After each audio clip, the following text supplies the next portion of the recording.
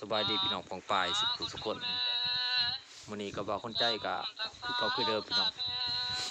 อัดเพลงคือเก่าเมื่อวานนี่อัดเนื่องจากอัดเมื่อวานนี่มันบ่ผ่านเว้ยมันส่งบ่ได้น้อง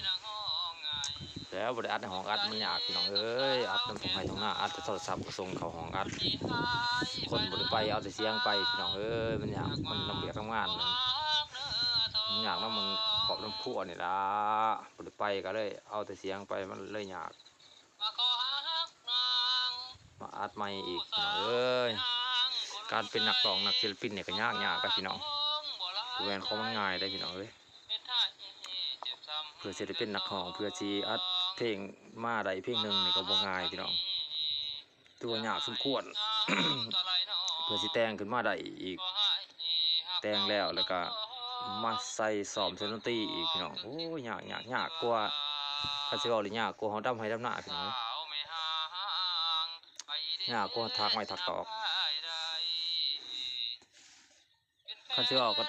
ซ้ำกับถากเสาเฮือนหมดเลยพี่น้องขั้นตอนที่แรกก็ตีโพก่อนตีโพแล้วก็ถากโพออกแล้วก็ถากแก้โพแล้วก็ล่างก็มาเซาะเพื่อจะได้เป็นเฮือนมาวักมาถากมาจ่อมาจีบอีกเพื่อสิปลุกขึ้นมาเป็นเฮือนอันในเพลงก็คือกันพี่น้องยากเลยพี่น้องเอ้ยก่อนสิได้มาเป็นเพลงมาให้พวกFC ได้ฟังนี่ก็ยากสุดควรพี่น้องเอ้ยฉะนั้นก็ฝากกดไลค์กดแชร์ฝากกดติดตามด้วยพี่น้องเด้อผลงานเพลงแต่ละเพลงของบ่คนใจจะเป็นบ่ว่าสิเป็นเพลงมือสองของมักหอมตาหาคนดูแลแล้วก็ความรักทรมานแล้วก็กวนเมียเศร้าจมแล้วก็พิเศษแม่นผลงานเพลง